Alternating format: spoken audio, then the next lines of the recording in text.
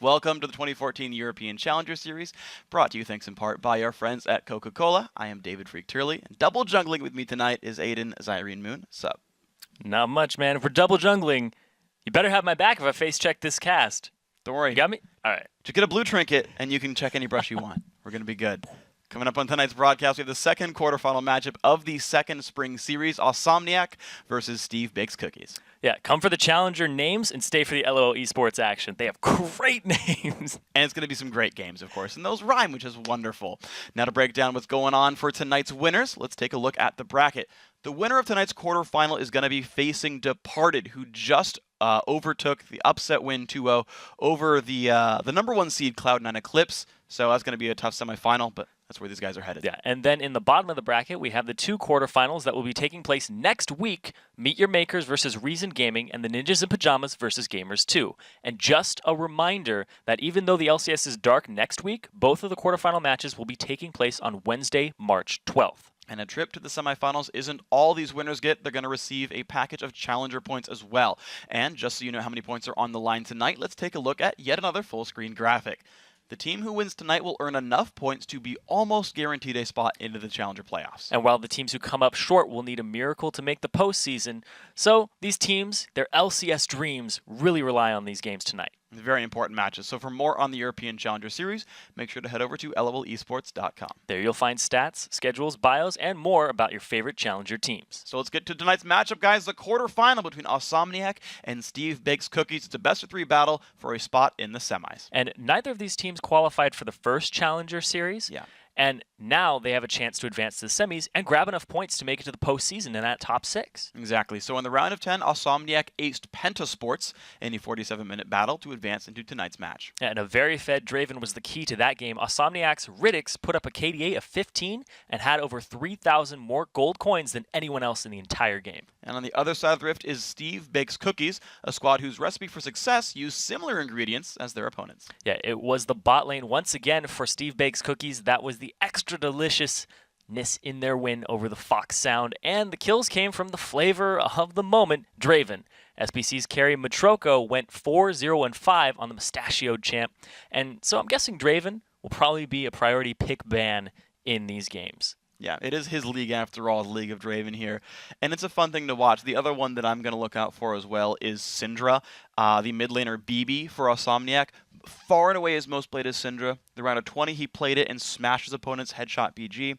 In the round of 10 against Pentasports it was banned away from him. Another champion I expect to see here. And so now the thought is kind of interesting. So Awesomniac I believe comes in as blue team. And you know, as we saw in the LCS yesterday, you ban Kassadin. It's kind of important. They'll tend to kill you with it. You got to probably ban the Syndra, and then do you look at something else? Or do you get rid of Thresh? Do you allow Riddick's to have that? Gotta wonder. I don't know if Draven might be a first pick priority here for these teams over something like that. Yeah. It's interesting. Like, we do rarely see AD carry first picked. We tend to see it either on the first set for red side or the second set for blue. It's like one of those, like, we'll pick it third priorities. Yeah. But these teams, their AD carry is the linchpin in their strategy most of the time. And Steve Bakes Cookies, last time we saw them put their entire composition around Matroko with the Zillion bottom and the Kale mid, basically giving him 3 lives. Yeah. Pretty durable Draven. Oh, yeah. Worked out. Didn't die. Well, we're going to see what happens, guys. We are on the 4.2 patch still for the rest of these quarterfinals. Going to see where we go with this one. Awesomniac here on the blue side. And I got to look at the bans here. And honestly, for Steve Bakes Cookies, all right, Pantheon dropped away from Carbonite. See where he goes. It is the most played, so it makes sense. Yeah, I'm getting a little hungry because we got lasagna over on Awesomniacs. We got Steve Bakes Cookies. And a Pantheon, of course, you have to ban that against the team that needs a baker. Of course. That makes... Oh, my God. Exactly right. How didn't... That's why this whole team comes together there. Of course, I mean, Steve makes sense. It's the name of the top laner. It was actually banned last time against them, too. So they don't want Carbonite to have that. Yeah, that's fine. Okay, Belgian Beast is Gragas getting moved away as well. Just kind of standard bans coming across for now. I still want to know if Syndra shows up as banned against Awesomniac. I still want to know where Draven goes. I feel like those are two very important champions to look for here. Yeah, Draven might be a red side ban.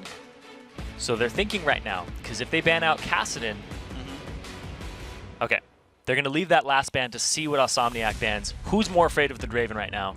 Because if Awesomniac doesn't ban it, Steve Bakes Cookies basically says, we either ban it or we give it to them. Yeah. Which is it going to be? And I wonder if he's going to be able to play against it well. There are some decent lanes, specifically, I know Caitlyn's pretty good in that matchup. So the Zillion ban comes through. That's targeted away at Yarrow there at the support. The Kha'Zix ban, so Syndra available for Insomniac. Now the thing is, Insomniac doesn't have to rush this pick because it's not a contested champion. They have it in the back pocket. And generally speaking, when you've got a team who leaves up a most played, they expect it to come through. Yeah. Right? We just heard DeFisher talk about it, say, oh yeah, we know Moops is going to pick Gragas. We'll leave it up, pick a counter pick, know it's coming in there. In this kind of case, Insomniac can wait on the Syndra, say, are you baiting it? And hopefully find out what the mid lane matchup is first. And it's going to be the hover over, the lock it on a Draven. Riddick's going to be grabbing that champion. It's going to be ridiculous. Yes, it is. Absolutely. And they actually accomplish a lot with that. They get it for themselves. Riddick's had an amazing showing on that previously, but Matroko, in the round of 20 and round of 10, he accumulated a score of 10, 0, and 8 on Draven, not dying a single time. Scary champion. So we're going to have to see what his fallback is. He does play aggressive laners like Lucian, but up against the Draven, it really relies on your support at that point. And I love that Insomniac banned out the Zillion, because that's something you don't typically play against. We saw Jay replaying it earlier today, and we've seen him play it in the past. How do you deal with something like that? It's very difficult.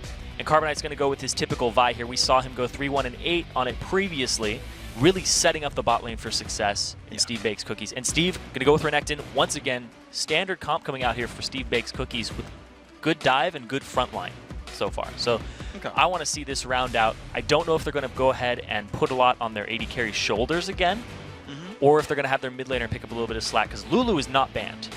That's true. So now I look at the top lane here, and now Sleeping has been playing the more aggressive top laners, Renekton and Shyvana so far this tournament. I wouldn't go Mundo here, just because you've got Vi who loves to dive, Renekton who's going to be a big lane bully, Shyvana a bit safer. Her ulti probably gets you out of those situations better than Mundo's would, so I like BB's hover here. As far as Lasagna goes, I mean, he's played Mundo jungle, you could grab it, but it's not contested anymore. Like, there's no reason to take it early in the champ select. But I feel like you want to see some early powerful junglers here. Something like, I mean, Pantheon's banned, Vi's been taken, but an Elise if it's available later on in the rotation to get the Draven going. So Lulu mid is going to actually work really well. You've got more protection for Draven. He's going to have a fun time. And that might not be a Lulu mid, because Masterwork played true. Lulu both times previously in the round of 10 and round of 20, and BB has yet to touch it. So it could be a bait to have Steve Bakes Cookies show their mid laner, and then have Insomniac counter and pick their own. You gotta trust this is known information, and you're right. It's double Lulu so far for Masterwork. Lulu, Draven, the lane they played last game. It's a great choice. You haste up Draven, he kills people so fast, and he's protected. Yeah, it's a big flex pick there, and giving Draven extra durability was what Steve Bakes Cookies was all about previously. It's true. And it's the same lane that Insomniac won previously in the round of 10 with. All right, so SBC, their choice is up here. Hover and Lucian. Yeah, that makes sense to me. It's his second best. It's his fallback. Very aggressive laner, which fits Matroko's style. He goes to dominate the lane and then scale into the late game because he had crushed his enemy, and Carbonite can follow up very well. Draven is one of the less escape-heavy ADCs. You know, Jinx is down there as well, but he doesn't really have a mobility besides his Blood Rush and resetting that. So Carbonite will have a lot of fun coming down there if a hook lands from Yarrow with that Thresh pickup. I like this composition. It's the wife steal lane. A lot of lore in that. Yeah. It's got to be difficult for Lucian. Grab your dead girlfriend to safety. No! Like flies all the way back. Poor Lucian. But I like this composition, very standard, very well-rounded, and they leave their mid laner and they don't fall for this. So they're going to let Insomniac show all of their cards before they get their mid laner and that final pick in their composition. All right, well now it's, are you confident to blind pick Syndra with only 3 mid lane bans coming through? You know, Vi mid. The thing is, Syndra is a very unsafe laner. She's long range but has no escapes. So she's unsafe in the way that someone like Kayle or Orianna is unsafe. It's like, you're a good laner, but when a gank shows up, you burn your flash or you die. They're still hovering on the Syndra there. The Evelynn jungle I like, though, because it means they get to guarantee counter ganks. They guarantee no knowledge of counter ganks. If you show up mid and you dive Syndra, Evelynn could be there. And your wards, unless you get a lot of good pink ward coverage, aren't going to spot that out. So the Eve will actually cover these slightly weak lanes. You can suddenly make Draven, Lulu work and win the lane. You can suddenly make the Renekton Vi get, backfire when they dive Shyvana. You can make the gank towards mid backfire as well. So as long as Lasagna's paying very close attention, he can ruin Carbonite's day every single time. Yeah, and the way to actually counterplay an Eve is not to pink ward, but to green ward her camps. So you can see where she is and her movement around the map and just track that in which direction she goes, because that's when she will be visible. But then if you're a very good Eve player, you just be like, I'm in these lanes all the time, ganking constantly. Yeah. And getting those wards is very risky. It's a high risk, but it's very high reward. And you kind of have to play that way. We saw Dexter in the NALCS playing against an Eve. All he did was counter jungle, just go straight for him every time so he could keep tabs on him while his lanes win. Exactly. So, not getting the assistance out there. And it looks like Belgian Beast is going to go with Ziggs here. A little bit more mobile than the Syndra. They're both very good wave clear champions, and they do have some roam potential in them. True. And this is 4.2, so Ziggs does have the reduced wave clear on his explosive minefield. Yep. And the Syndra pick here, a lot of burst, but very immobile. Carbonite, he can have his pick of the litter mid and bottom lane for ganks. Yeah, so Somniac, crazy high damage output. We'll see what Lasagna can do with the Evelynn here. Honestly, it's Somniac hoping they can burst someone out and then survive the rest of the team fight off of Draven's persistent damage and Shyvana's persistent damage. Low defensiveness. The tank line is entirely Shyvana with like a low AP Lulu support. So if things go sour early game, nothing can easily initiate a fight for Somniac. That's the scare here for the blue team. Yeah, and you never know with Eves, though. We've seen crazy builds out of them. It's like Hex Drinker. Oh, here's a Warmog. Oh, here's a Blade of the Ruined King. Yeah. Just anything goes on Eve. The build is kind of up in the air, and I'm not sure if that's a good thing or a bad thing, because it shows some versatility. I think it shows that people are still figuring out the best way of doing things. Yeah. I actually ran and did the math the other day because I was wondering why everyone was going Lizard instead of Spectral Wraith. All of her abilities will do more damage with Wraith than with Lizard. Across the board, every single one benefits more from Spectral Wraith. It's the attack speed buff from Ravage and the basic attack damage that they really care about for going Elder Lizard. It's the build I think we're likely to see here from Lasagna. We'll see how that pans out. But again, I want to see how these teams stack up as we go into the game. And I want to talk about Steve Bake's Cookie's composition here. They have Dive with Wave Clear. This Lucian will end up being a little bit of a lane bully, but this bottom lane is where I want to put a lot of focus because these lanes are going to be clashing back and forth, very aggressive. The supports are both, well, one of them's an initiator, that's going to be Yarrow, and the other one is a defensive poker with some Wave Clear built in, which is the Lulu on Masterword. And keeping the Draven alive, they're going to put a lot on his shoulders in that lane. But Steve Bake's Cookie's composition, you can poke and then initiate. Get people down and then dive them, or have the threat of a dive so they give up an objective. Dragon Control is actually up in the air on this one between these two teams. They both do a very good job of zoning and very good job of team fighting. It's these jungle ganks that are going to decide which mid laner is going to come out on top and which bottom. Well, let's watch out for Lasagna and Carbonite then. Got that awesome Neon Strike Vi going in. Can't hate on that at all. One of them good skin. One of them's very hot and the other one's very cold. Okay. Let it click. Nope, I got it. Get frozen in Carbonite. Get yourself some lasagna. See, I was going the other way with it because Neon Strike Vi is like so bright and flashy, and Evelynn's just like is really cold and seductive. Oh, you're going the other way with it. Yeah. I was going with the I was going with the champions, not the player names. And you went the other way with it. So they mesh and become lukewarm here. Somniac, Trinket Ward, getting ready for himself. Goes for the taunts. Why the heck not? Spinning things around. Bet you he's really good at juggling. Feel like BB could do that quite nicely. Carbonite does start with the E, by the way. I don't see that build as much with Vi. Normally you see him start denting blows, but nope. Excessive force here. Puts him through. Lasagna grabbing his blue buff here on Evelynn. So both junglers starting on the top side of the map. They'll be near that dual lane and near the mid lane, to be fair, when they hit level 3. Yeah, and like you talked about, the excessive force start. The denting blows doesn't give you the shield from her passive, so she takes a little bit less damage, but she won't clear it as quickly, so it's kind of like, doesn't matter which one you start with. Yeah. I don't think it'll burn her in the end. I mean, both are completely viable, to be totally fair about this one. BB gonna start off against Belgian Beast. I want to see who outpushes this lane, because both have low cooldown AoE Qs that can clear the waves rather quickly. You can see 8 to 7 so far in minions. He's under grabbing his red buff, but yeah, that mid lane, you called attention to it, and I think it is really important. It's where that one goes. BB's most played far and away is Syndra. Steve Cookies knew that coming in and said, you know what, we'd rather ban Jax, we'd rather ban all these other things, and let that go through. And we'll see if they actually have a counter for this Syndra. Yeah, and I feel like blue buff control is going to be very crucial this game. Syndra, very blue reliant. You can throw down orbs, just lay them off in the back and prep your ultimate so you have more to throw and just constantly spam that ability even if you're not clearing the wave with it. Whereas Ziggs, same thing, just keep clearing it. So if one jungler gets an edge over the other and starts wrestling that blue control out of the hands of the enemy team, then it's going to affect the mid laners a lot. Big push lead. Pretty easily if you can get the blue control here. Other thing I thought about actually randomly, most Vi's we see go Elder Lizard, which means her tank stats will be far delayed, and it'll be even easier to kill for BB. Like, Vi could just blow up every team fight if BB wanted. Early game, at least. I could see that. If he gets ahead.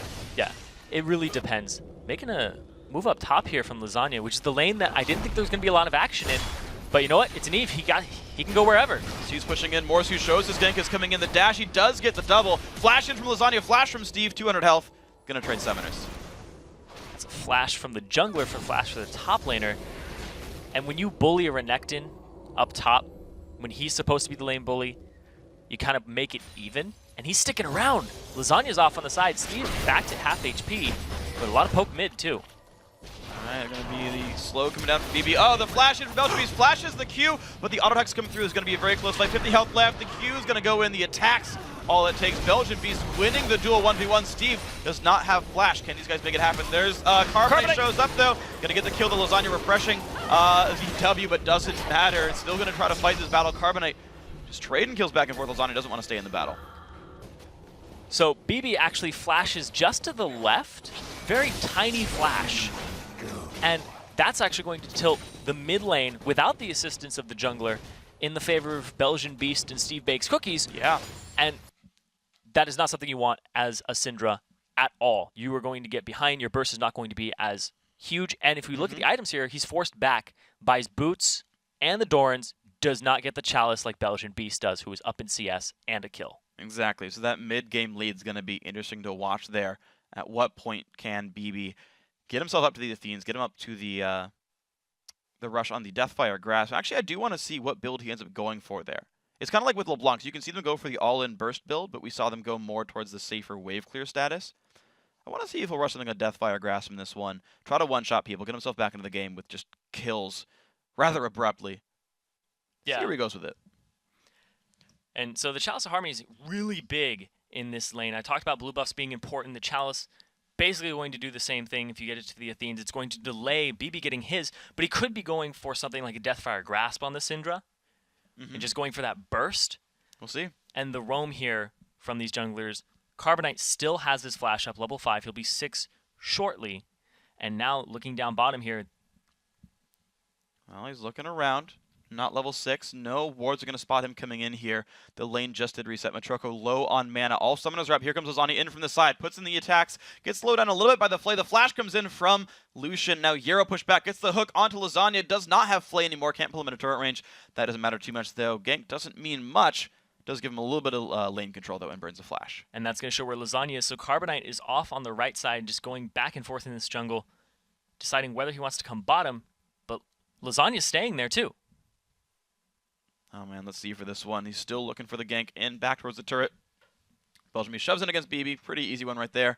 A couple of minions go down. All right, trading those back and forth. Pink ward is in route here for Lasagna. He's going to walk by one, get spotted there.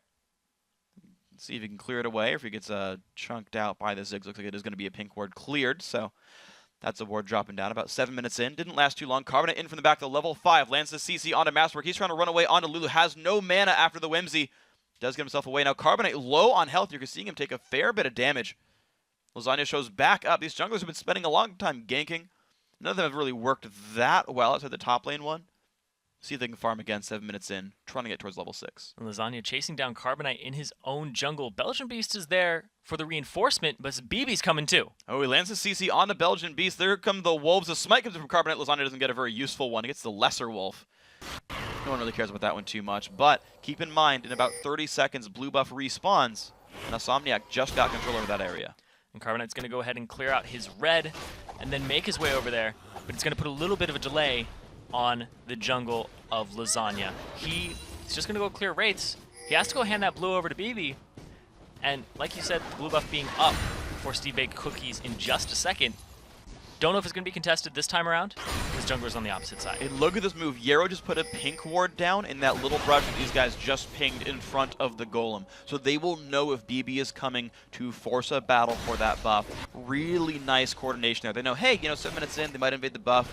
Support, recall in time, get a ward for it. I love that. Yeah, the ward placement here from Steve Baker's Cookies all around has been really good.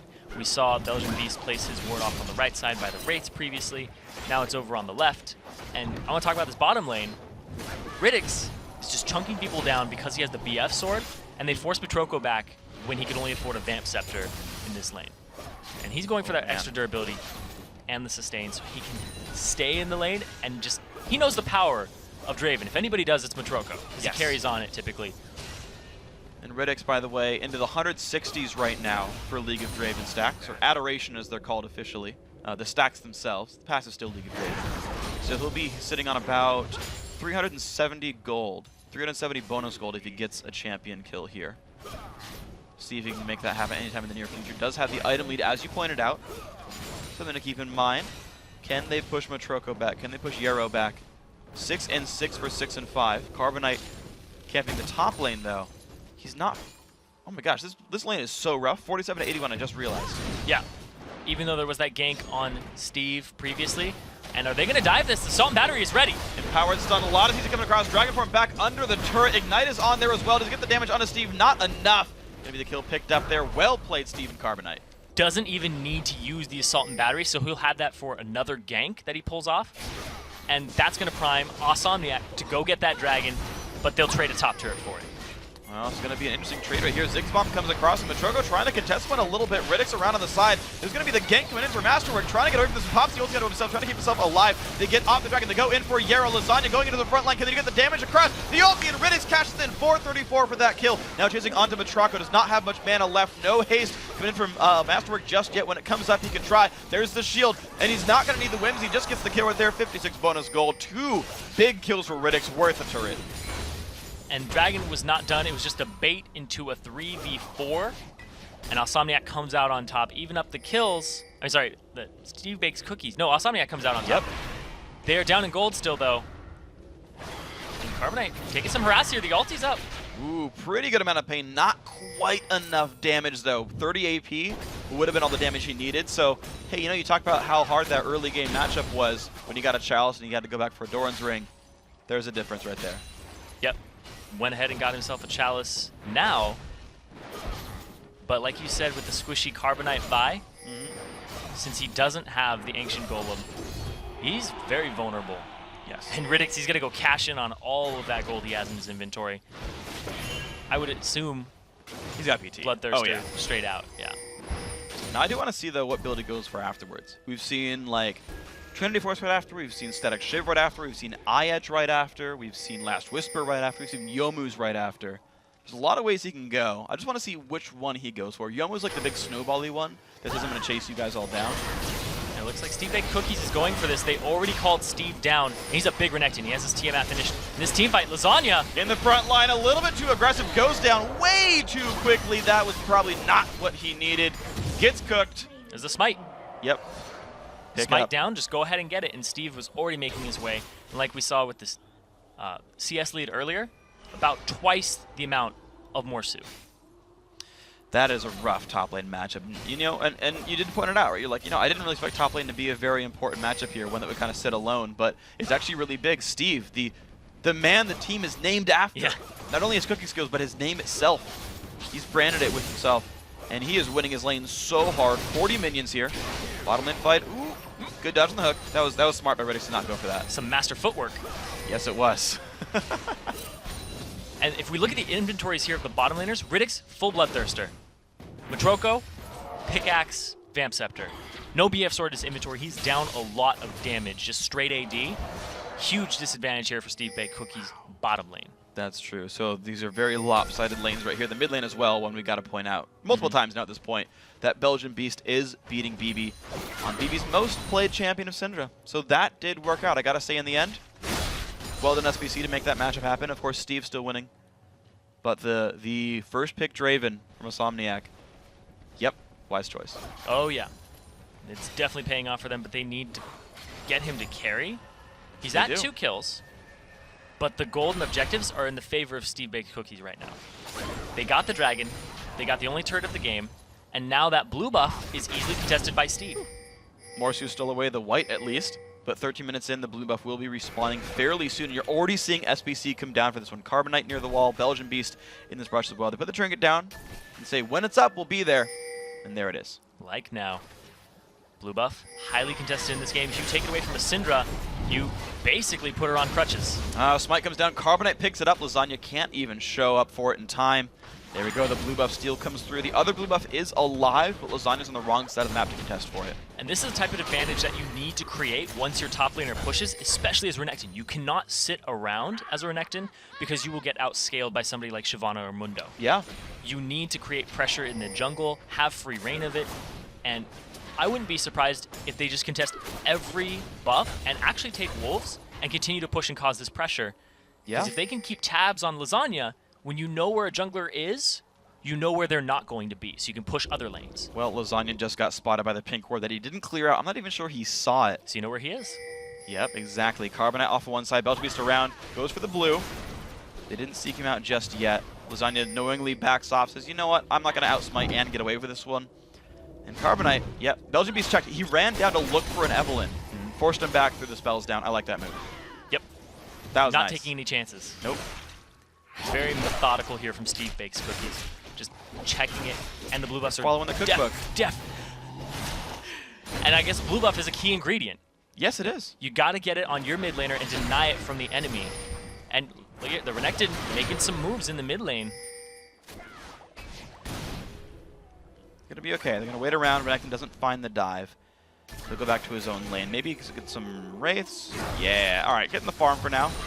Now, to be fair, we tracked his minion lead a little bit. It was 40. It's down below that slightly, so that hasn't gone anywhere. Now, he has made plays for blue buff. He's, of course, taking that turret down a while ago, so there's things happening for Steve. But I do want to keep that Renekton tracker going, right? He has to make moves off this lead that he's almost entitled by being Renekton. What else can he do here? Morsu pushed the lane up. He's going to recall. Probably enough for Sunfire at this point. And then we'll see what Steve can do with his Renekton. Yeah. It's going to be very interesting to see how much jungle control he can wrestle. And down in the bottom lane, though, finally a BF sword in the hands of Matroko. Looks like he's going for eye edge first on Lucian, which isn't a typical first item. We'll typically see Bloodthirster or Trinity Force. He's going for that heavy damage crit item. You can crit your Light Slinger passive. Crits at a lower multiplier. Yeah, half damage, standard.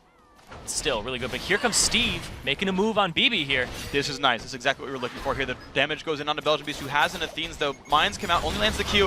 One more Q might be enough for the ulti. W, Ignite, not going to land the ulti. Flashed away, BB trying to run. Nice bomb, though. Steve picks it up with Dominus and Ignite. Well played. Roam there by SBC. Yarrow has to flash it. Makes it happen. Ignite gets it.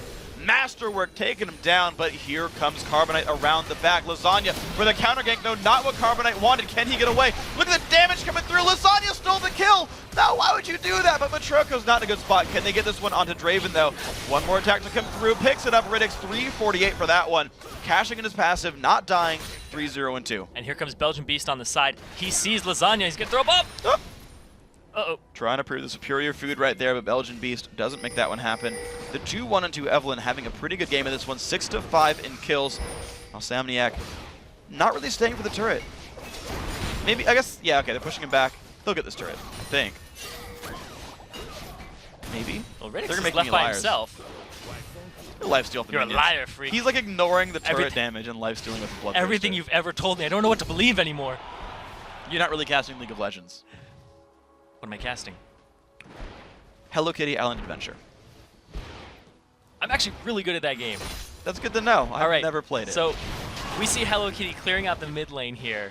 Going for that adorable little turret. Here comes Carbonite from the side. Oh. Aww. No punches in does silence. Does not say hello, says goodbye Kitty instead. All right. Going for the raise. He's going to be all right. Gets himself the cash dollars. Goes for a Brutalizer. Wow, so an aggressive build from Carbonite. Most Vi's will go Lizard into tank. Goes Lizard Brutalizer into Merc Treads. He's really trying to burst people out. Dragon is once again live. Oh, oh, Lasagna popped towards him. Down to half. That's rough. BB put some damage on the Belgian Beast. He's got to watch out though. Here comes Carbonite, the offensive build. Ulti's going to come through as well. Look at the damage! BB explodes, Whoa! and so does Lasagna. Carbonite, I trust the build. I just wanted to point out that it was risky.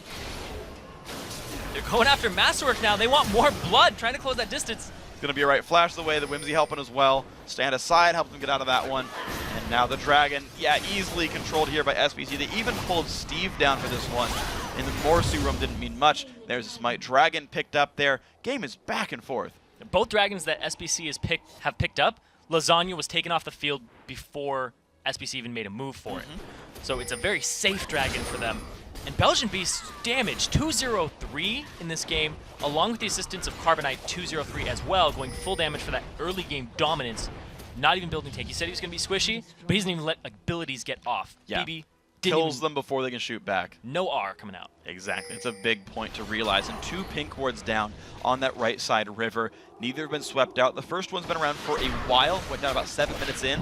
It's lasted 12 minutes, that one pink ward. The other one went down recently. BB getting his own blue buff. I believe the first of the game for him. Yes. It has been up 3 times, once to Eve, once to Carbonite, and now to BB. So they didn't actually contest it that time because the Dragon fight and Steve not being there. But now he has a 50 CS lead. It was 60 just a moment ago, but now we have Morsu up there farming, pushing it to the turret. And I gotta say, Steve has made moves though. Roaming down for Dragons, roaming for blue buff steals, cashing in on the Renekton. Something we talked about last game, or yesterday's game, C9E versus Departed, where Cloud9 Eclipse camped for their Renekton, got him ahead, and then couldn't find anything to do. Steve doing a very good job here of finding things to do off this one. Belgian Beast gonna grab his blue buff on the back of this. I think Yarrow just threw a lantern into the bush back there. Yeah. To feign that Carbonite was there. Yep. That was brilliant. And it baited a ward out too. It did. I mean, it's a Sightstone ward, but still, it made him ward and say, you know what? And then it's gonna get swept if he gets control. Can't get that. No. Lantern down again. Wants to make sure no one's sneaking around. Carbonite looks for the dive in Morsu, not gonna find it. Does show himself though, so they know his position. That might allow a dive. Nice, nice. Belgian Beast still keeping his turret alive. Both these mid laners holding on to blue buffs, and I want to point out, there is a death cap lead for Belgian Beast. It's Athene's death cap versus Athene's with a Doran's ring and an Amp Tome. Yeah, and then that's kind of mirrored in the bottom lane though, but reversed. So Riddix has an entire BF sword up, boots, parts of Zeal to a pickaxe. Man. Yep. See, I was actually wondering where that would go. I've seen a lot of AD carries be like, man, I'm really far behind and get the pickaxe for the stats. And just at some point they'll finish Bloodthirster. Yeah. So that'll eventually turn to Last Whisper. I mean, there's 2 pickaxes in every AD carry's core build. So it's not going to go to waste, just kind of like a loan, where it's not turning into any recipes for a short time. I'm sure we'll continue to scale up from there. But yeah, I do got to point out how strong Riddix is right now. 3-0-2. You said it was kind of on his shoulders right now. I agree with you. 3,000 gold puts Insomniac behind, and Draven's got to do some really serious damage to make this game work. He's doing serious damage. Another BF sword before he even completes Zeal. He's totally okay with that, and the multiplier onto his spinning axes is great. And you can see he just bullies people out of lane very easily, gets those stacks up. When he cashes in on them, just gets a huge lead. Yeah. He's gotten around 800 plus gold from his passive so far. So they're definitely working out for him at least a little bit there. It's afforded him basically those 2 components of Zeal down there. BB and Lasagna got to run into Carbonite. Carbonite's not going to go very far there. Gets the ulti in onto BB. Lantern comes in, and Yarrow takes him out. Nice play there. Belgium Beast waits in the wings as well. Man, I got to say, Yarrow is pretty much everywhere. As much as that bottom lane has kind of sucked for these guys, and SBC has lost that, Yarrow's made moves for his team. Lanterns, wards, all that kind of stuff. Yeah, that was a 3v2.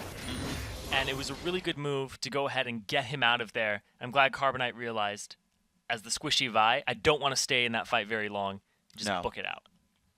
Yeah, so we do have a pause in the game real quick. It's going to take us a little bit of time. So let's talk about what's been happening so far in this game. So the things we know. Quarterfinal match, if you lose, you're almost guaranteed not to make it to the Challenger playoffs, which means you're not going to make it to the LCS Summer Split. Winner, much higher chance of that one. You could still lose out, but good chances you'll make it down to the bracket there. This game in particular, right? Best of 3, game 1, small lead for Steve Bakes Cookies. They're looking good. The other big one for me is the Vi finished a Black Cleaver. Offense Vi, I love it. He's going for the damage. Yeah, typically you see people sit on the Brutalizer because it's just such great combat stats, and they don't finish the Black Cleaver until somebody has built a lot of armor. And Shyvana was going for the Blade of the Ruined King Sunfire build for himself so that he could deal with the Renekton and then just outscale him. And Steve Bake's Cookie has been on top of their objective control. Every dragon going over to them, first turret of the game, and they've just been causing constant pressure with the help of Carbonite and taking out Lasagna. Yeah, honestly, Lasagna's been overstepping his bounds. We've seen him die a couple of times now. For one time, he face-checked the dragon really poorly, right? He went in like by himself, blew up, easy dragon pickup. The second one that we saw, again, the other dragon take actually, they didn't see Carbonite coming, but we talked about in the pregame, like, hey, it's up to these junglers to kind of out-mind game each other. Can they see the Evelynn? Do they know where she is? Is she going to know where Carbonite is? And Carbonite came in for the counter gank when they tried to dive onto his Ziggs, onto Belgian Beast. Turned that one around, double kill there. Squishy Vi one-shotting people practically. And so every time, Carbonite is getting the better deal of all these situations. Yeah, and I'm a jungler main, and when I play Vi, I usually go Lizard Elder straight into Trinity Force just because it's so much damage. Yes, it is. It is so much. And you take towers so quickly, too. Once you get a successful gank, just the excessive force auto-attack reset is immense. Yeah. So that's the big thing, too, is you want to be able to take kills, and once you get those kills, turn them into objectives. Yeah, you get what? I'm talking about the turret pushing in this case, for example. You get 3 procs on demand. You can, like, 0 cast your Q, and you have the 2 E resets, and when it comes back, get another one. And the E damage works on turrets, too, right? Yes. So, like, you just, like, destroy those things. You decimate them so quickly. All right, that's one thing to watch for here. 20 CDR, by the way, on Carbonite. Lizard Elder as well as Black Cleaver both giving 10% cooldown reduction. So Carbonite finding a lot more ults than normal from that CDR. And they're very damaging. He's got, what, 80 bonus attack damage from items. Pretty scary, dude. I like it. Lasagna, on the flip side of that. Yeah. Is he going for a Sunfire Cape? Yeah. Is what it looks like here. And a Carbonite. Wow, there's the damage! And it goes to Riddix! Yeah! He managed to get the, I believe Red Buff got that one at the last second because I didn't see him throw another axe there. So, man, more money cashed in. Squishy Vi fought a Syndra, lost. Riddix, those stacks, he's just been juggling those axes all game. 402 has not dropped any stacks this entire game. So his CS count, whatever he's been catching, just going straight into his wallet. Yeah. It's true. If you ever want to math out like the Draven passive, if you're not like watching very closely, if he hasn't died, it's 2 gold per minion kill. They're roaming onto Steve. Okay, they're going to go in for this one. A lot of damage coming through. Half HP. Push still coming in. Likely to go down, but how much will it take? BB takes the kill on this one. That's all right for these guys. They've gone to the top lane. Turret goes down. It was a nice little move there to use Ruthless Predator on Riddix so that he doesn't get another cash in. Just the silver linings, man. And now the gold is even between these two teams. 50 gold denied for that one. And you're right. There we go. 37.1 on the dot. Don't change yet. All right, we're good. All right. It's a close one. Well, I was going to say, they turned that kill into an objective. Yeah. Into that turret, that 4-man roaming gank squad. And at this point in the game, especially after a pause, because you kind of reset yourself and the way you're playing, it's really hard to stay at an attentive readiness. Yeah. During a pause, you're like, all right, I'm ready to go, I'm ready to go. And then you can only do that for so long. Then once you get back in the game, you're like, all right, where were we? Where were they? Go. Okay.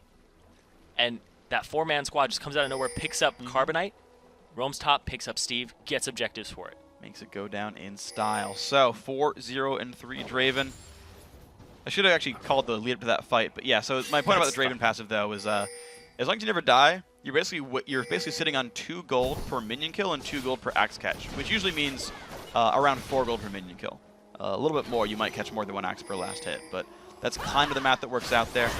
Just for what it's worth, if you're ever kind of wondering what the Draven got out of it, it's the math you can do at home. Not going to land that with the E, so Smite comes through. Carbonite again. I guess the kills didn't come in soon enough to the Dragon spawn. SBC going to grab that one. Yeah. Another one here in this game. BB was not in the area he had backed, and so SBC was in the perfect position to go ahead and take that without much contest. You saw Morsu throw in a Flame Breath over the wall, just for good measure. You have to try. Yeah, of course you do. Unless you're going to get hooked by Blitzcrank, then just don't try. Then don't try. But, I mean, we've seen rank 1 Jana Q's Steel Baron. Yes. You might as well try. Exactly. You never know. And then you can say Worth. I've seen Static Shiv not even hitting the Baron steal it before. So that's always a good one. There's a lot of fun ways to get Baron that you don't deserve, but secretly you do deserve it. Because you tried. You might not even have tried. You might have been hitting someone else and it gave it to you because of AoE. But oh, Yero not a good spot. Damage comes through. Look at the burst. Lasagna flashes, didn't need to. Ridix is unstoppable. Finds that kill. 5-0-3. Oh man, Draven, are you a scary beast? He might mirror his performance from the round of 10 where he was 9-1-6. This Draven is so deadly in his hands, and that is why it is a contested pick and first pick for Ridix, because he is ridiculous on that champion. Belgian Beast gonna try to contest here and poke them out of this Baron. But it's a 4v5 if the fight goes. Getting lower on health. They're going to stay for this one, though. Of course, oh! Okay, split it away. That's good. Ziggs Bomb didn't make it happen. Carbonite shows in for Ridix. I mean, he's a bit alone. No one's there to help Carbonite. Ridix going to kite himself out. BB gets the kill on this one. This poor Draven lower on health, but not going to find anyone to take him out there. So 2 kills and a Barret picked up in the recent past. Insomniac really turning this game back. And it only puts them in a 1k gold lead here over SBC. And Belgian Beast was doing a good job of trying to zone out there, but they don't have tankiness on Vi just yet. He has HP, but no real defensive stats aside from the Merc Tread, so he's extremely squishy if he tries to dive Ridix, which is his main target, but he has no armor. It's true. That is scary. He's at least added a Giant's Belt. I'm guessing that goes towards Randuin's. It's the likely build here for Vi, but she's far away from that kind of build. And if the time of Squishy Vi has passed, and the time of Renekton being the lane bully has passed, you've got to start being really concerned for SBC here if they can't turn something back around. Yeah, and the Baron buff, extra combat stats temporarily in the favor of Insomniac. They get so much gold out of this Draven. He is critting like a madman with that Infinity Edge completed. And now he's going for some magic resist too. Yeah, I like that. I think he's rushing Banshee's Veil. Yes. Because I feel like the only way this man dives, the only engage that SBC really has is Vi ulti. And if he can block it with Banshees, Ridix is not going down anytime soon. Yep, once the Draven gets rolling, it's hard to stop him. Carbonite is looking for a pick here by himself, but he has 3 people in the vicinity of him. If he's caught out, he could be easily rotated on. Ridix, he's just going to sit around here. Carbonite's like, oh, that's an enemy team. Wrong side, wrong side. And Insomniac's going for it. Ascension pop, Carbonite going to jump over the wall. He's out. I think he's okay. I think he's okay. It's one of those goose chases where you're like, that would take too much time. It's so But if it was solo queue, it's worth it. Go get him. Gosh. All right, the knockback onto Yero. The damage coming through. The haste as well. Gonna pick it up. Ridix making it happen. The stun from BB making sure it went through there. Oh, man. Insomniac have just turned this game around. They are looking nice. They've got a minion wave. It's going to be Morsu pushing this one up. I got to say, Shyvana, rough early game, still sitting 0-2-3, keeping up in minions, finally scaling into this game. Showing up for team fights now. It's been completely polarized on the other side of the map, with both the ADC and the support being involved in 10 out of the 11 kills that have happened. Such high kill participation for that bottom lane with not a lot of focus from SBC. Lasagna found a little bit aggressive and engaged, put the ulti down, but it got kind of kited away from by SBC. Couple of minions left here. They have to come into the turret. Culling putting out good damage. Riddick's on to half HP. He's got to be a bit scared. There comes Carbonite, but doesn't want to dive in. Kites back, takes the ulti to the face. Hook's going to land on a Lasagna. Not good for Evelyn. Lulu comes by. Can Lasagna stay alive? No! SBC takes her down. Steve now on the chase. Ascension back up for Masterwork. Nice knockback there from BB. AWS going to back out. No real objective is close by for SBC to capitalize off this fight. Dragon's not up, Baron's down. No outer turrets for them besides the bottom, and they're not going to chase that out. So they'll get a couple of waves off of this and push up a bit. Yeah. But that's about it. But it was a good fight. It's too bad they couldn't get more out of that. Carbonite still had his Assault and Battery available. Yeah. But was hit out of range. Yeah, knocked away. Didn't want to go for it necessarily, and was like, yeah, that'd be too big of a dive. And then he took the damage to the face and was like, definitely not the right idea. So, he's all right. Carbonite is alive. He has thawed a little bit, but he's still around. Riddick's taking away the Wraiths. He's all right here. And Baron buff about to time out. So, the next fight we see will be without Baron buff. Insomniac can choose to keep going with a smaller gold lead, or they can wait and try to keep scaling.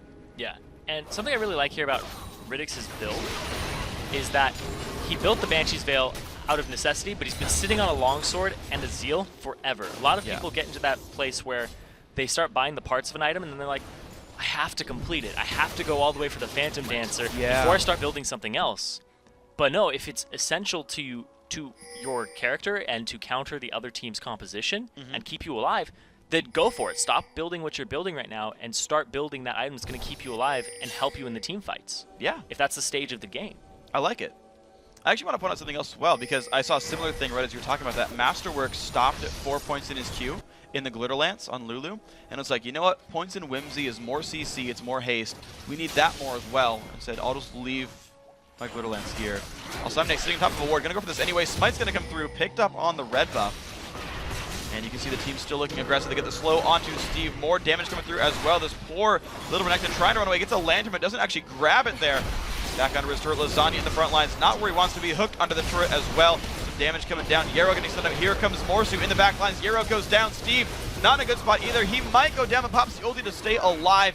Mid lane turret about to be under siege. Minions coming up. Nice bomb from Ziggs. Alsomniac super low. Belgian Beast gets the Q. Picks up Lasagna. And at the same time, Carbonite solo the dragon. That fight, as weird as it was, went in SBC's favor. Yeah, they are only 400 gold behind now. Little pickoffs coming there. And, Riddix! Yeah, a Belgian Beast would die in 3 attacks. Doesn't want to chase that end of the brush. Even with a ward there, not worth it. Yeah.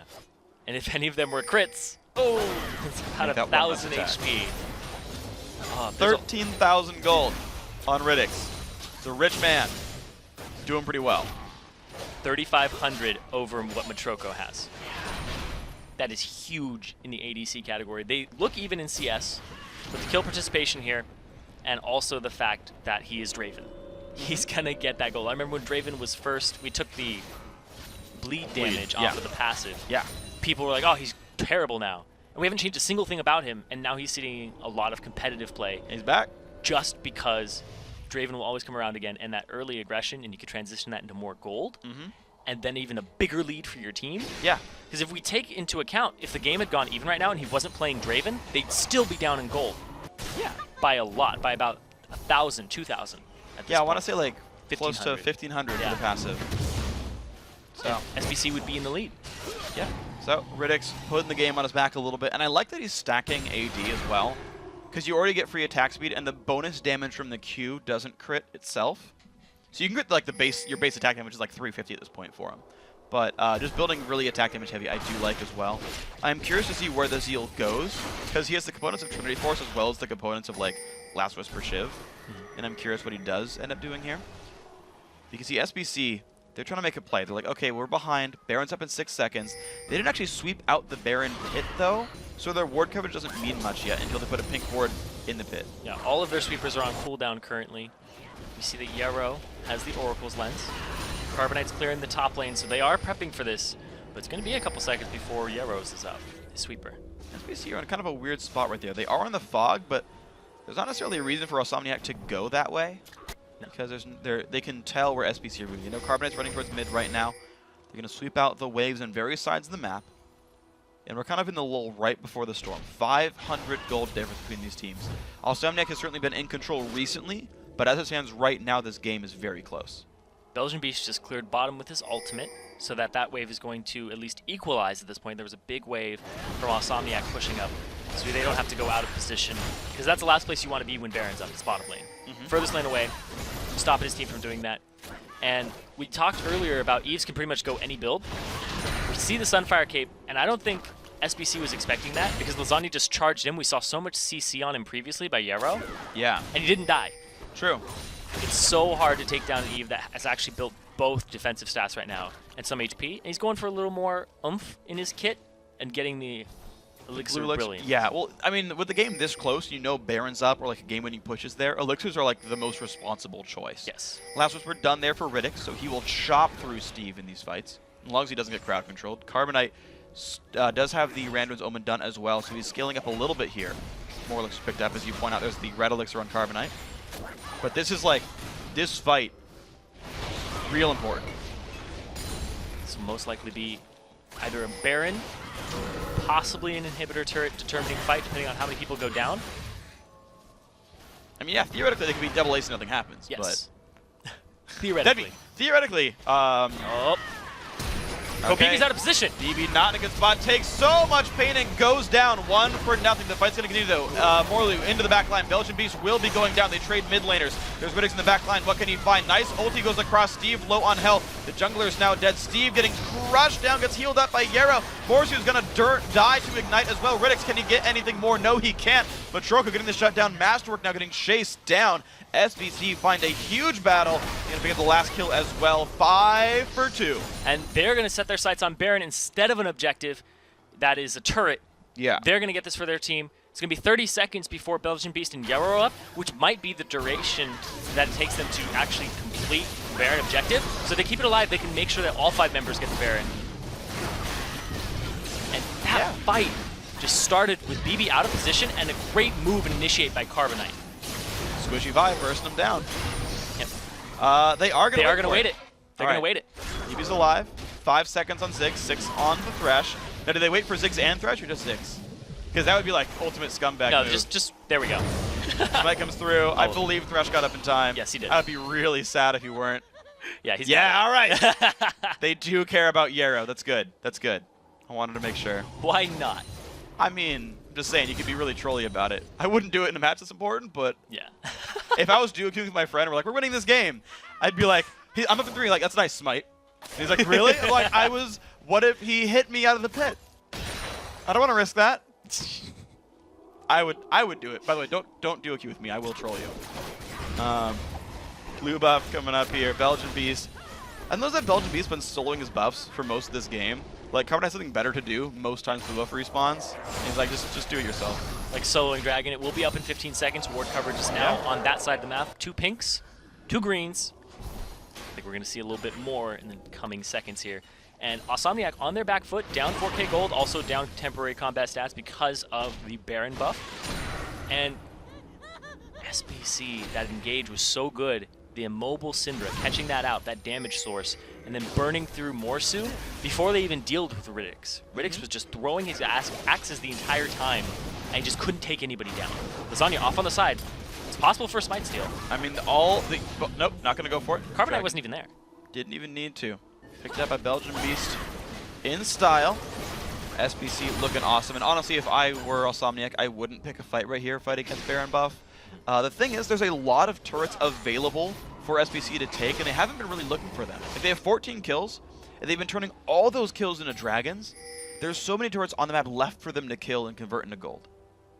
Yeah, that is absolutely true. They can just pick up that bottom turret. Carbonite split pushing the top right now, just clearing the wave out. But no, he's actually going to go full on, and he has the phase. He's going to go for a Trinity Force. Yay. Yes, wise choice.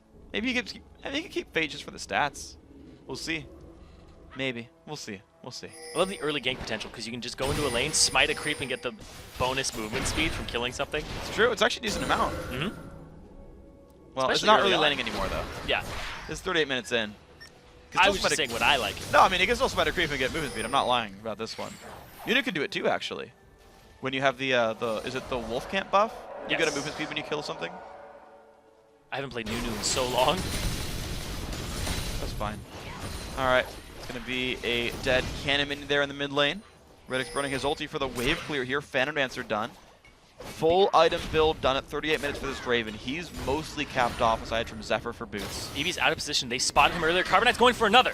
Down to half HP. Ulti comes across. Hook's going to land as well. BB just going down. Offense by making it work. There's the knockup. Belgium's trying to run away. The slow going on anyway. The lasagna trying to make it happen. The Zonya's burned. Morsu in the front line. Can Riddick find the damage? There comes one. Matroko in the back lines, but Riddick is pulled away from him. He can't get this kill. Matroko gets another kill onto Riddick, and the battle just keeps on going. AWS is falling by the side over and over again. Another good fight for SBC. That was a 4v3 actually in favor of numbers to Insomniac. Then it became a 4v4 when Yarrow showed up just in time. And Carbonite not involved at all, just involved in pushing and taking BB off the field. And that was pretty much a now or never for Insomniac. Because they lost BB and the Baron buff was still on SBC, they had to make a move, and they lose 2 turrets, an inhibitor for it, and 3 members of their team, just perpetuating the lead of SBC to a 9k gold. Insomniac, they're going to have to turtle down if they want any chance. Down goes that turret, and I'm just kind of curious what happened, though. This is strange because SBC started out so well. Then Insomniac just showed like so many good signs of life, won team fight after team fight, got Baron, and then just stopped doing well, and SBC has been dominating fight after fight, especially the picks onto BB. That needs to stop happening. Yeah. And if you take into account that Belgian Beast is the strongest person on his team, that mid laner, if you take out BB, you don't really have an answer for him, because I'm pretty sure BB could burst him, but now he has the Zhonya's Hourglass. Yeah. And a way to stop that. It's very hard to take out Belgian. They put all their force, ultimates, and their focus onto him. They kill him, but that just means when Riddix is auto-attacking him, he's getting auto-attacked by Matroko. And I gotta point something out as well. So you talk about those fights and how important they are, and you know how people are gonna die. So BB is only now starting his Zhonya's. So he's completed a full Void Staff since the first time he got caught and had 0 impact in a fight, and then still finished Void Staff. If he had the Void Staff money, he would have finished his Zhonya's by now. And instead it's like, well, I want more damage, and he's just still gonna hopefully rely on his positioning to not die next fight. But I want to see it actually happen, because that is a risk here for BB. If he gets caught again, they could lose the game. Carbonite's just been looking at him every time, and the ward placement from SBC in this late game has been spot on. They know where people are. Oh, they find a stun. Lasagna. He's going for it. 3-man slow right here. Can they get enough damage now coming across? Looking in Morsu in the front line. Steve in the side. Carbonite around towards the back. Looks for BB. He's going to go for Riddix, though. Lulu comes across, keeping him alive. BB's still around as well. The battle chasing down in. Steve low on health. Down goes Lulu. 1 for 0. 2 for 0 now as BB dies as well. And another kill coming across as Lasagna gets taken. 3-0 fight. SBC super in control. SBC, it looks like they're going to push up the mid lane here. It's going to be a 2v5. No turrets left. Super minions at their back. And he's sitting on a ward. They're going to stop his back. Zigzag comes across. Yarrow's got to be careful. Riddix can kill him in 2 shots. Third. Okay, 3 attacks now onto Carbonite. This is not good. What are you Carbonite doing? won't win this fight. Riddix. But it does stop the recall, though. Riddix has to recall again off the red buff CC. And there comes Morsu trying to keep the turrets alive. 3 versus 2 in this base once the recall comes in. Next turret number 1 goes down. SBC back off. They could have just interrupted it with the Ziggs bomb and had all 5 members pushing this mid lane. Yep. They would have gotten at least both of those turrets, possibly the Nexus. And they give up 2 kills straight to Riddix and kind of put the brakes on for a moment. It's funny because those kills don't mean anything at this point. They really don't. He was already full build before this point. We pointed that out before. So he got his Fear enchantment. Yeah, he maybe goes for Zephyr later on, but even that's not that big of a power spike. Oh, and Baron is up in 20 seconds. Carbonite's locked out for 22. Oh, man. He's going to have to trek his way over there. He doesn't have Home Guard boots yet in his inventory. He has a Giant's Belt there. Oh, man. If they actually get a Baron off this, it's up in 5 seconds. Osomniac needs to know this timing and rush it down. I feel like that's their best chance in. They're going to try. They're going to have to engage before Carbonite is there. There's no way he can get there in time with the damage that Osomniac has. It'll go down by the time he's like coming up to that red jungle. Yep. It's gone. Wow. Oh my gosh, this game is mental. Osomniac have lost a Nexus turret. They've lost fight after fight, and they just got Baron after an overcommit on Riddix. If there was a player who's MVP for Osomniac, it is definitely this Draven. Yeah, picking up those 2 kills, giving them the lockout timers. Now, apparently, this isn't whose league is it anywhere where the kills don't matter. They do matter. Yep. Those late kills, doesn't matter if you're full build. We stopped Baron, we got it to ourselves. Now they have that temporary boost in combat stats beyond the full build. Yep. So he's broken his potential. Oh man. He's super powered right now. He is super powered. Elixirs, I can't wait to see Blue Elixir on him. He's going to get that 10% CDR. It's going to be massive for Draven. Hasn't upgraded his trinket though. Did sell for Zephyr. So there we go. Now Maximum he's build, crazy. he will not change. I don't want to say this because I'll get proven wrong. He won't change a single item this game. He's may done. Switch out Banshee's Veil for a GA. That's the only one I could possibly see. I wouldn't even do it. But I it's think very blocking risky. the Vialti is worth too much. But I mean, they keep popping it anyway on him. Yeah. Or using it on BB. That's true. It's a possibility. But how often does Riddix actually die? He's died twice. It's true. G would be fairly useless. All right. SBC, they were winning. They in fact still... Actually, they no longer have super minions in mid. So Osomniac are back into a good spot. They are down 10k gold. Carbonite, what are you doing? He didn't win last time. He's going to try again. You see him critting these things for 1,000 plus. Well, you can't see the numbers in the enemy team. You're going to see them die and He's destroying those minions. Rather He's watching quickly. his brethren just fall on the battlefield with axes in their face. Would you really count minions your brethren? Yes, Do you really care every time they die? I do. Really? Oh, League games are so painful for me. Jeez, how do you still I'm play? I'm like, They get Paul! slaughtered by the thousands every game. I name each one of them too. Paul! No, he had a family! That would take you a long time to go through them all. He just killed another. No! I don't believe you. Carbonite is actually waiting for this bottom turret. It's going to be a 4v5 in the mid lane here. It's incredible attack speed. Is Osomniac going to engage this? They're still behind in gold.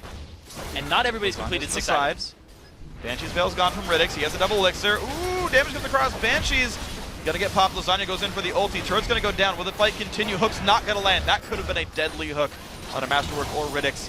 But after the turret goes down, Osomniac are gonna back off 5 to 7 in turrets. I feel like Riddick needs to stop killing these minions because he's not gonna use that gold anymore. He's at 20k gold. Yep.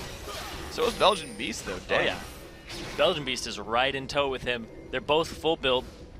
They aren't going to get any stronger than they are. Not much. Very, very minute differences between what they will end up Upgraded trinkets aren't done yet, guys. Don't be selfish. Would you end up getting Zephyr on Ziggs? I just want to point out that Riddick's got a blue elixir before he bought his upgraded trinket. Now he got it. Now he has it. Now he got it. But he wanted 10 CDR before he's like, I want to help you guys ward. Well, hold on. My cooldowns that reset on their own, I want them lower. He's an ADC. Yeah, I mean, it's Draven, not to mention. It's just how the personality goes, man. In fact, he should sell his trinket for money, just to have it. You can't sell your trinket for money. He's already paid to upgrade it, so he can. Oh, Actually, what he should be doing is getting a blue trinket. He should be getting a blue trinket. I'm not even going to argue with you on that one, because I actually think that at this point in the game, when you're behind, you should be doing that. Yeah. But it's going to be 5v5s right now. It's true. But once you swap out your trinket, there's that, what, 180-second lockout currently on using it? I don't know if you'd get to use it. We'll see if it moves anywhere. It's just a tug of war in this mid lane right now. All 5 members here. And soon the gold isn't going to matter. Everybody's going to be full build. It's getting there. You look at the top laners. Basically 1 full item left for Morsu. He's going to finish Spirit Visage, then have 1 more slot. Half a slot for Steve. Slot and a half for Lasagna on Evelyn. Half a slot for Carbonite.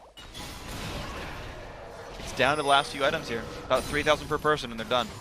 Supports are almost at full items. No, Lasagna's almost caught. There's a rock backwards there. Steve taking a bit of damage on Renekton. There's the Eve ulti coming by as well. Carbonite and a half has to get away from that one with Flash. So Summoner Spell burn on this one. Ultimates do recover faster. See if that matters much. Blue buff respawns. It's not going to start that one out. Looks like Osomniac are the team that feel like they have control. They're stealing away buffs. Blue buff goes to Lasagna here. They don't give it to BB, even though he was under half mana. So he's going to need his own. But SBC has vision of Osomniac's Golem. They're going for it. So there we go. It's going to be Renekton and Steve starting it out. Holding on to this game pretty nicely. Ziggs bomb goes through. So mid laner, Belgian Beast holding on a blue buff. Max CDR, a lot of mana. Morse looks for a fight there on Yarrow. Puts the shield down. There comes Blade of the Ruin King. The box comes out. This fight has begun. Let's see what happens. Riddick's pretty safe in the backside, but Trogo's got to be careful. Ulti coming across Steve. Getting hit around, but Morsu gonna drop 1 for 0. Steve goes in onto Riddick. Riddick's gonna have a flash rip for this one now, hitting Carbonite in the front lines. Yarrow still alive, getting towards the background. Goodbye to Lasagna running away. Ignite is on. He survives that encounter though. He is safe, but this is a 2 for 0. BB also died without ulting, without flashing, without zone using. Just dropped. Carbonite and Belgian Beast went after him off on the side. Basically, BB's had a big target on his back from Vi all game. Carbonite's like, well, you have no escapes aside from your flash. Didn't even get to use it. Yeah. Go straight after him. They're going to get Inhibitor once again. And they've already gotten 1 Nexus turret, but they have this huge minion wave down bottom. They're going to rotate. Take it back. The zone use was used by BB, but that was it. Couldn't get away from the chase. Carbonite with the damage Vi. I gotta say, that 2-man squad, the mid lane jungle synergy, you pointed it out at the very beginning. Belgian Beast Carbonite pretty much winning this game in team fights by soloing someone out. Carbonite looking for the backline is tanky, taking a little bit of damage. Nice Evil comes through. Can they fight this 3v5 though? They keep the turret alive. Matroko hitting this one in the front lines. Masterwork Riddicks are there. Nice damage from the culling. They have disengaged the team from the turret. Dragons up, Barons in 25. And the other Dragon's up too, so Osomniac, they're going to have Morsu up, and Steve, still half HP. He needs to back. He needs to get out of there, because Baron's up in 15 seconds. If he isn't full HP for that fight, he's going to get dropped. That is going to be dangerous. No ulti available for Steve right now. Baron up in 6 seconds, and Osomniac, they're just there on time. It's another Baron for them. And there's no vision here for SBC. They have no idea what the HP is on Baron, and it's up, and it's down. Can't do it, Carbonite. All right, he knows better than to check for Baron. He's like, you know what? If they're there, we lose the game. So he lets it go. Baron once again on these guys. 11,000 They're looking for Carbonite. gold lead. Uh-oh. He just uses Q. His flash is down. Carbonite has nowhere to go, and he explodes. Riddick finds him. They were looking for that position. The Talisman of Ascension was popped just to get them around that loop to go top. They saw Carbonite was there. He was still camping around. Those golems were not worth his life. And Riddick's... There's a giant minion wave made. They're going to lose the Nexus. Only one turret, mind you. Only one turret defends the Nexus right now. They need to back those super minions. When you have two super minions near each other, they buff each other. If SBC can stop the backs... Stop BB! The Nexus is like gonna die to minions soon if they just don't get back to their base. Lasagna looking for an engage. This is crazy. Gonna be Shyvana sent back. 4v4 for this battle. Yarrow getting chased down. Riddick pops the ulti. Gets some decent damage, but not enough. The Nexus will live. To be fair, Morsu can hold this, but 30 seconds of 4 versus 4 without Carbonite. Is that enough to let BB have an impact in these fights? But there is a Baron buff on the side of Osomniac. Yeah. So they can hold their own. They can regen up. They don't go for it. Man, this game is just neck and neck. The goal is going to get to the point where everybody's full build, it's not going to matter, and the Baron buff is going to be the real tilting part, as well as super minions, which we just saw take out a turret by themselves. So now the kills are important and the gold doesn't matter. Yes. We're changing the rules in this The lockout timers. The lockout timers are huge, in fact. Riddick's going to recall out. Red buff was Stolen Dragon, of course, down anyway. Zhonya's going to be the next item of choice here for Lasagna, so an interesting mix of attack damage, ability power, and durability. Pretty beefy Evelyn here. Last item, I don't know what he's going to go for. We'll see. Blue Elixir for now. Steve got Thornmail to try and deal It's a good with choice. Riddick's. Yeah. And that's just going to return more damage. The stronger you are, the more effective the Thornmail is against that opponent. Zephyrs, pretty much mirrored builds here for ADCs. Lasagna off on the left side here, trying to go for a pincer maneuver. But here comes the Talisman of Ascension for an engage. Ascension used the slow on the Belgian Beast. Morsu in the backlines. Lasagna there as well. Belgian Beast trying to run away. BB down to half HP, just goes down over and over again. The poor Cinder just dies. Belgian Beast still in the backlines, will be dropping soon. Riddick though versus Matroko on the bottom of your screen. It's going to be a rough fight there as well. Belgian Beast trying to get away, is surviving still. Belgian Beast refuses to go down. 3 members dead for Osomniac. Matroko chasing, does not find Mashwork. Finally a kill goes as Steve drops. It's going to be a 2 versus 4, Belgian Beast low. And the only thing between SBC and taking game 1 is the Nexus. They have no turrets and no inhibitor. Go straight forward, SBC. Belgian Beast is low, but it's not probably going to be okay. Carbonate. Oh, the inhibitor his respawn! respawn! 35 seconds on BB. Here comes Master trying to run away. Box comes down. This is not great for Morsu. Damage now going on to the Nexus. They're ignoring the champions, going for the game win. It's gonna happen. Steve Bakes Cookies takes game 1 of the quarterfinals. Without Draven on their side, who they used previously, and with Yeah. a Zillion band against them, they still come out with a win, showing that they have more, and Belgian Beast can carry. It's not just on Matroko's shoulders. Yeah. I mean, think about it. 2 huge comfort picks went over to Osomniac. Riddick's Draven, also a steal from Matroko. The Syndra coming through as well. And BB, I gotta be honest, did not have much of an impact there. He got picked on so hard. And that was so well played. Yeah. I have to say, so well played to Steve Bakes Cookies. The Vi engages, almost every single one completely on point. And that was game 1.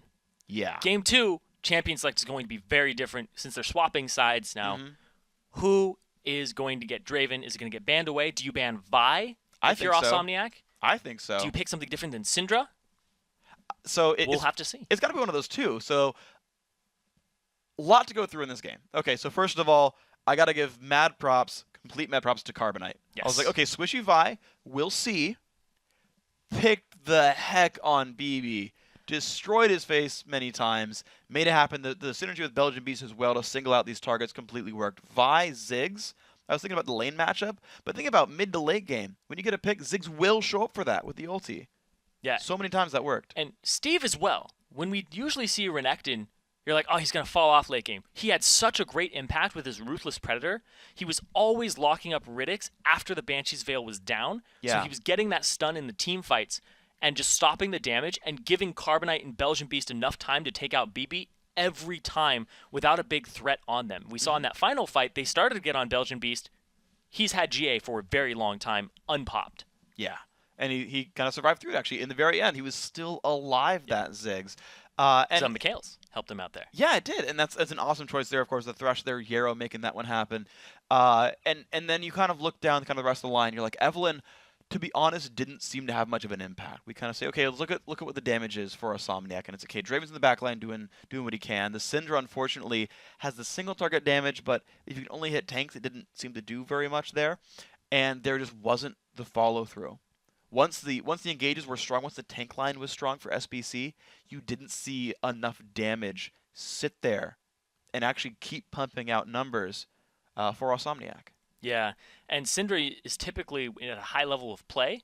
You see them outplay you without mobility. Yeah. It's kind of that first flash from him where he flashed up instead of down to avoid the Ziggs bomb, and he went straight into his death in a 1v1, and that first blood for Belgian Beast set the tone of the game. Yeah. And BB's Syndra just, it's his most played champion, but they were like, let's pick on this guy. He has no flash. Yep.